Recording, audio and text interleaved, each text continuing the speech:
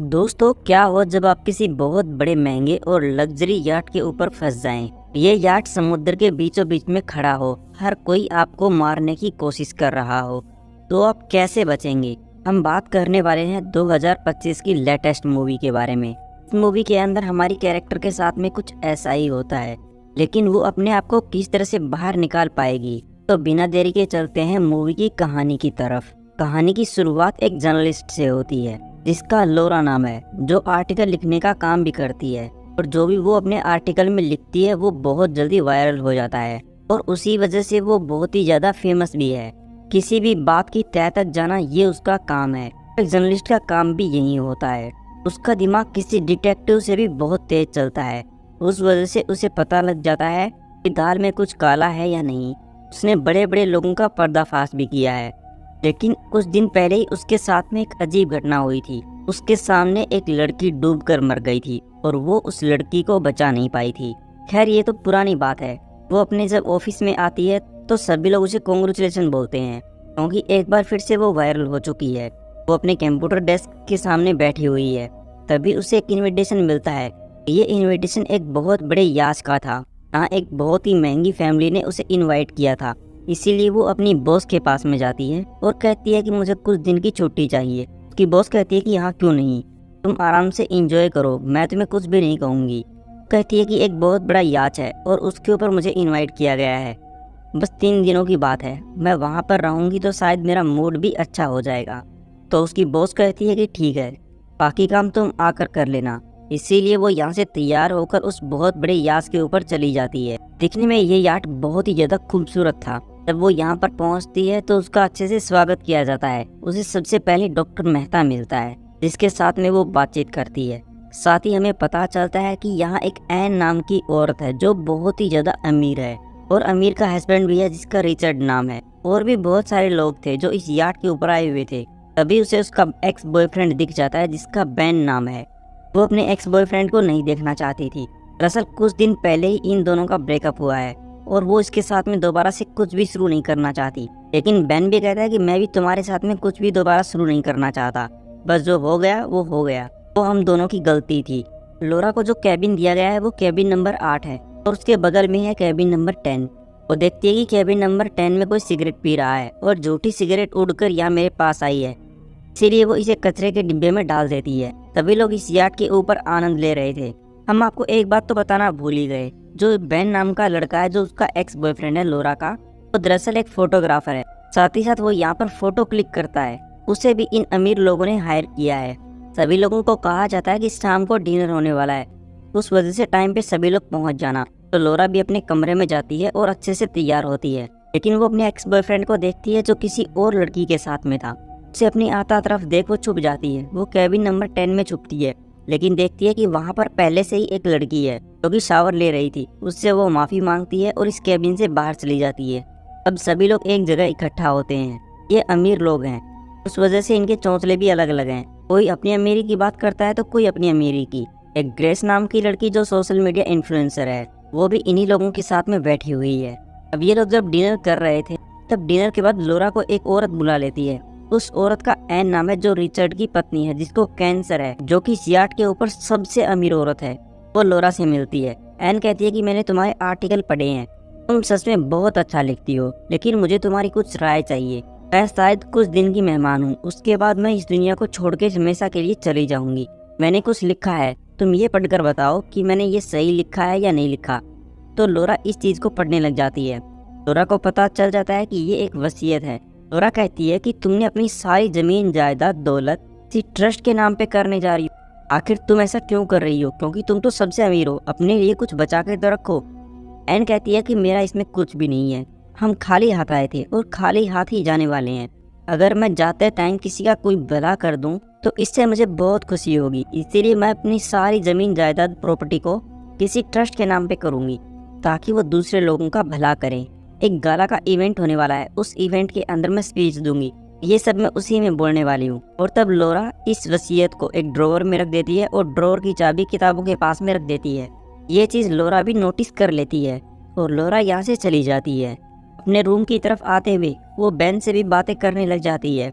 इन दोनों का ये दिल कर रहा है कि वो गलतियाँ फिर से करें, लेकिन लोरा किसी तरह करके अपने आप के ऊपर कंट्रोल कर लेती है और वो अपने बेडरूम में आके यानी कैबिन में आके सो जाती है। देर रात को उसकी आंखें खुलती हैं। उसे पता चलता है कि पास वाले कैबिन के अंदर से आवाजें आ रही हैं। कोई आदमी है जो लड़की के ऊपर चिल्ला रहा है, इसीलिए वो आवाज सुनने के लिए बालकनी में चली जाती है। तो उसे पता चलता है किसी ने लड़की को धक्का दिया है और वो लड़की अब समुद्र में जाके गिर चुकी है।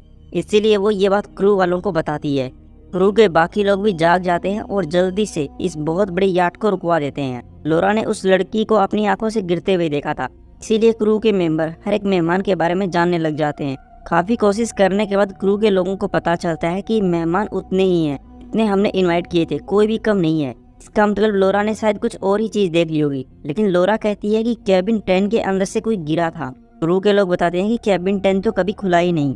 लेकिन लोरा कहती है कि मैंने इस कैबिन के अंदर एक लड़की देखी थी जो शावर ले रही थी।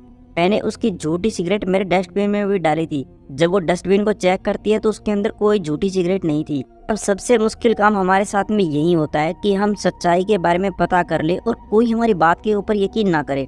लोरा के साथ में भी सेम ऐसा ही हो रहा था, कोई उसके ऊपर यकीन कर ही नहीं रहा था। अब लोरा को एक बात तो पता चल जाती है कि जरूर दाल में कुछ काला है, इस योट के ऊपर कुछ ना कुछ गड़बड़ जरूर है और मैं इस बारे में पता करके रहूंगी। सभी लोग सो जाते हैं क्योंकि ये रात का वक्त था। जब सुबह होती है तब लोरा खुद यहाँ के सारे स्टाफ से बात करती है, लेकिन स्टाफ के अंदर से उसे उस औरत की तरह दिखने वाला कोई भी इंसान नजर नहीं आता। लोरा को जब कुछ भी नहीं मिलता तब वो एन के पास में जाती है। एन को कहती है कि मैंने किसी को पानी में गिरते हुए देखा है, लेकिन आज एन भी उसकी बात नहीं सुन रही। एन कहती है कि मैंने दवाइयाँ ले ली हैं, उस वजह से मुझे होश नहीं रहता, अब मैं सोने जा रही हूँ। वो यहाँ से अपने एक्स बॉयफ्रेंड बेन के पास में भी जाती है। बेन कहता है कि ये अमीर लोग हैं, तुम इनके चक्कर में मत पड़ो वरना ये तुम्हारे करियर को डुबा देंगे। याट के ऊपर 2-3 दिन के लिए मजे करने आई हो, एंजॉय करो। वो बेन को कहती है कि तुम यहाँ की फोटोग्राफी करते रहते हो, जितने भी फोटो तुमने क्लिक किए वो सारे मुझे दिखाओ। इसीलिए वो अपने लैपटॉप के अंदर हर एक फोटो दिखाने लग जाता है। फाइनली लोरा को उस लड़की की इमेज मिल जाती है जो लड़की कैबिन 10 में उसे दिखी थी। इसीलिए वो ये बात बाकी लोगों को बताने के लिए बाहर जाती है।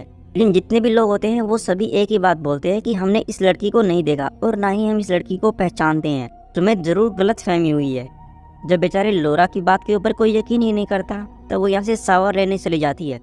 लेकिन कोई उसके बाथरूम के शीशे के आगे लिख देता है स्टॉप, यानी कि रुक जाओ। उसे नहीं पता कि कौन इंसान था जो मेरी बाथरूम के शीशे के ऊपर स्टॉप लिख के गया है। वो यहाँ के सीसीटीवी कैमरा चेक करवाने की भी कोशिश करती है, लेकिन सीसीटीवी कैमरा काम नहीं कर रहे थे, उनको पहले ही बंद कर दिया गया था।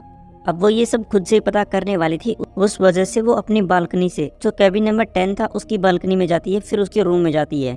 वहाँ पर बाथरूम के अंदर उसे उस लड़की के बाल मिल जाते हैं जिनको वो एक कागज में डाल लेती है ताकि वो ये चीज प्रूव कर सके कि यहाँ पे कोई लड़की थी।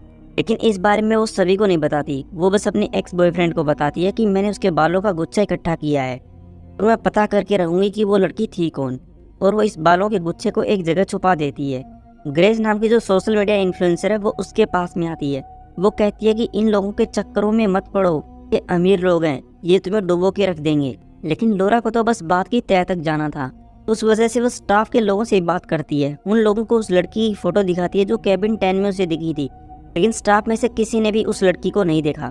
लोरा एक और बात पूछती है कि अगर किसी लड़की को छुपा कर लेकर आना हो तो ये काम कितना ज्यादा मुश्किल है, लेकिन स्टाफ के लोगों को इस बारे में कुछ भी नहीं पता। जब लोरा सुबह बालकनी पर खड़ी थी तब पीछे से कोई उसे धक्का दे देता है। अच्छी किस्मत के चलते वो स्विमिंग पूल में ही गिरती है, लेकिन कोई स्विमिंग पूल के गेट को ही बंद करने लग जाता है और लोरा उसके अंदर फंस जाती है। लेकिन हाइडी जो कि अमीर लड़की है तो लोरा को देख लेती है, उस वजह से लोरा की जान बचती है। सभी लोग लोरा को ये बात कहने लग जाते हैं कि तुम्हारा दिमाग खराब हो चुका है, तुम अपने आप को रेस्ट देने की कोशिश करो, दूसरों के मामले में क्यों पड़ती हो। लोरा कहती है कि मुझे किसी ने पीछे से धक्का दिया था और किसी ने स्विमिंग पूल के गेट को भी बंद किया था, लेकिन लोरा की बात पे कोई यकीन नहीं करता। लोरा को पता चलता है कि जो बाल मैंने उस लड़की के छुपाए थे अब वो बाल भी मेरे कोट में नहीं है, इसका मतलब उस सबूतों को भी किसी ने मिटा दिया। उसे समझ में नहीं आता कि मैं करूँ तो करूँ क्या। उसे तो अपने एक्स बॉयफ्रेंड बेन के ऊपर ही शक होने लगता है, क्योंकि वो हर एक बात बेन को ही बताया करती थी।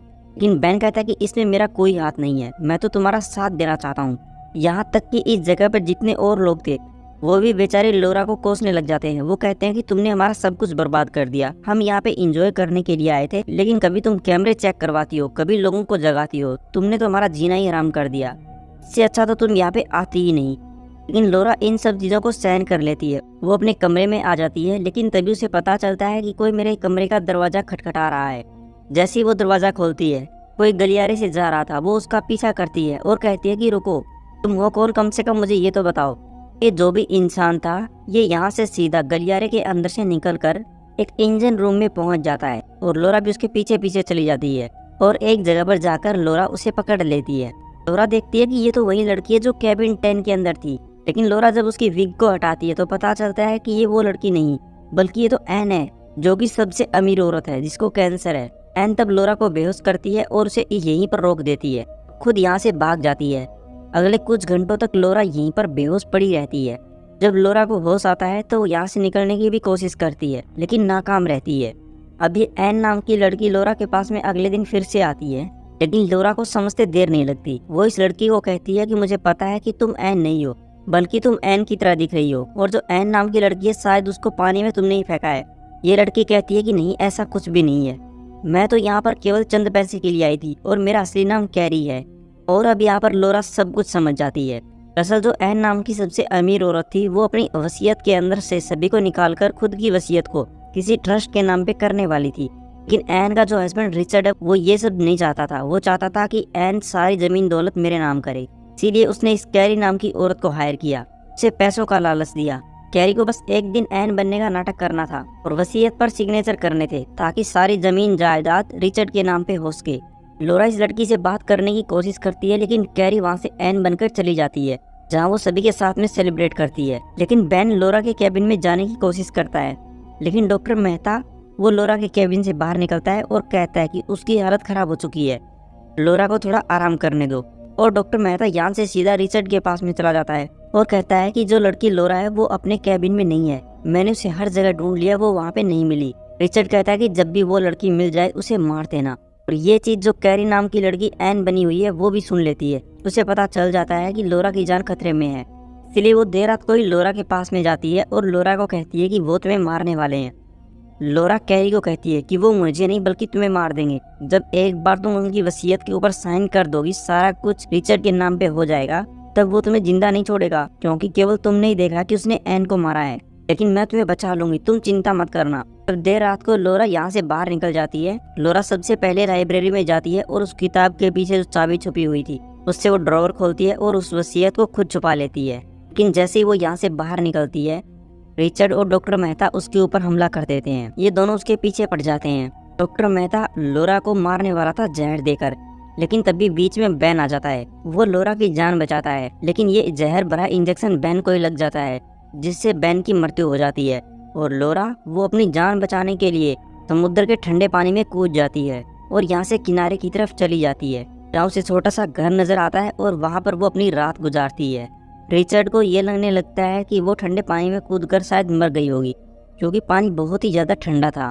तब रिचर्ड सभी लोगों को लेकर यहाँ से एक जगह चला जाता है। यहाँ पर एक गाला का आयोजन होने वाला था। बहुत सारे अमीर लोग उस जगह पे आ गए थे। जो कैरी नाम की लड़की है, जो एन बनी हुई है, वो भी यहीं पर आती है। आज वो अपनी सारी वसीयत जमीन जायदाद रिचर्ड के नाम पे करने वाली थी।